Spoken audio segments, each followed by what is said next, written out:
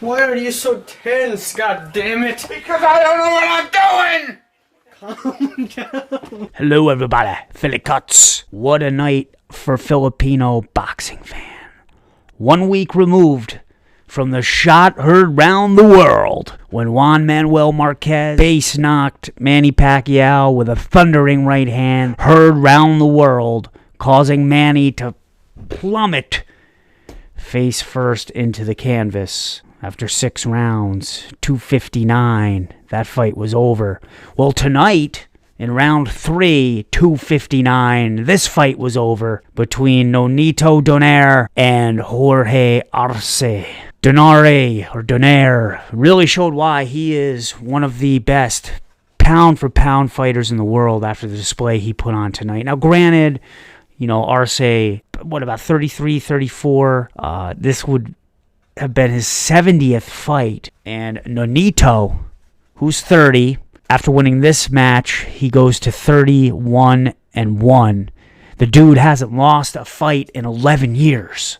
11 years, people. Donaire just showed why he is devastating. That left hook is devastating, and that's what he took Arce out with in that third round. In the final 30 seconds, it started getting hot and heavy in there. Donaire just set up a wonderful 1-2 combination, and it just sent the old Mexican cowboy reeling off into the sunset.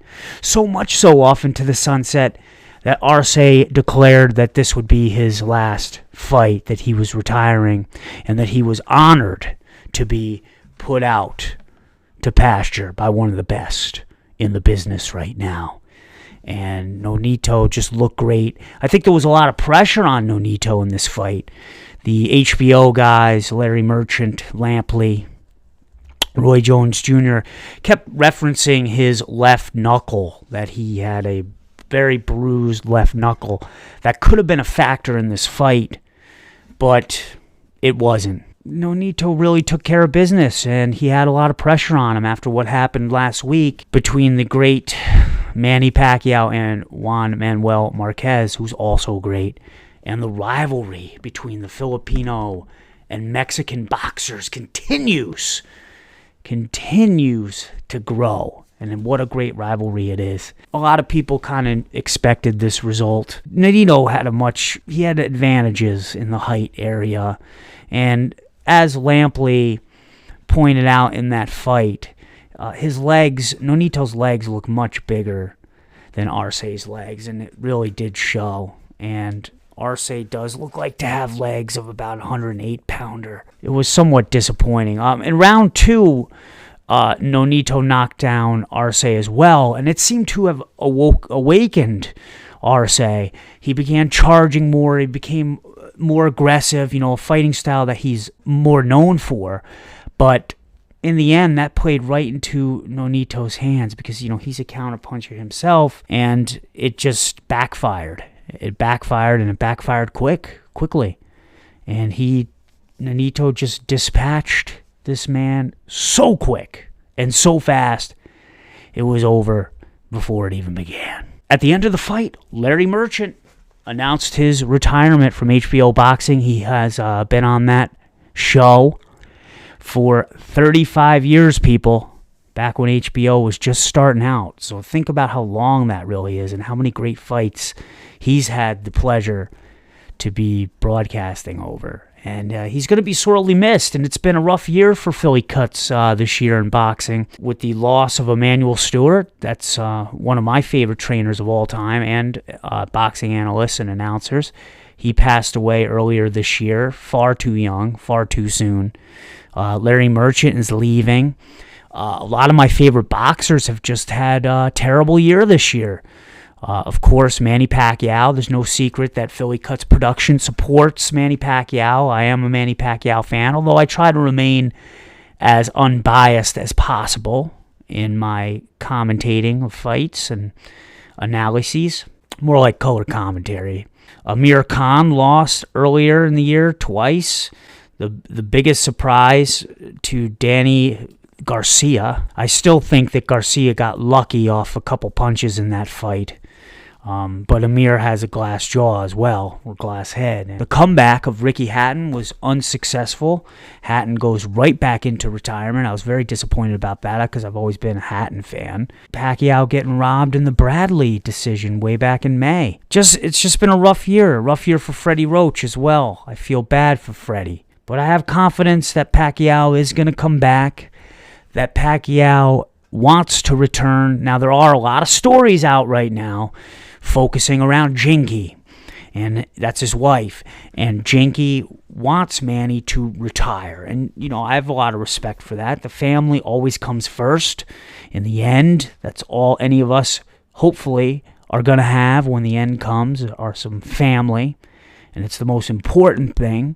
But I don't think that Manny is going to want it to go out like that. And I think that he's still under contract with Arum. So I just have to believe that these two are going to get together again. When you really look at the reports that have just come out, that the pay-per-view buys on this fight have exceeded 1 million. That would bring the television revenue in at around 70 million at least for that fight. Marquez, he doesn't have anything to prove, but he can cash in on the biggest payday of his life. And why not? Why not go one more? He's 39, and I think it would be a great, great fight. I think it's a return to the golden age of boxing rivalries. And I've mentioned this in videos in the past, that back in the day, these, 4, 5, 6 times fighters fighting each other was fairly common. They put on a great show every time. Why not? Why not keep fighting? It's great for us, the fans. And if you're a true fan of boxing, you would want to watch something like that. Another big fight tonight was the return of Amir Khan versus Carlos Molina. All I can say about that fight really is that Amir Khan pretty much dominated from start to finish. He was dialing in long distance, right up the middle, jab, jab, jab, jab, jab, all day, all night on poor Carlos. He ended up cutting up his face pretty bad. It got so bad, the bleeding, that by round 10, they stopped the fight while Carlos was on the stool in between rounds due to excessive bleeding. It was good for Amir's confidence, I think, to win a fight against, kind of a questionable opponent, but to win the fight so handily, it had to have boosted Amir Khan's confidence, because he's coming off of 2-fight losing skid, much like Pacquiao. So, I think that's going to boost his confidence. He's in there with a new trainer. He left Freddie over the summer. I expect to see things looking up for Amir in the near future. He's only 26 years old. I think it's ludicrous. When people were writing his obituary back when he lost to Garcia, I thought people were nuts. Maybe, yes, his stock did go down quite a bit, but to write the dude's obituary that quickly, no. He still has some fight left in him.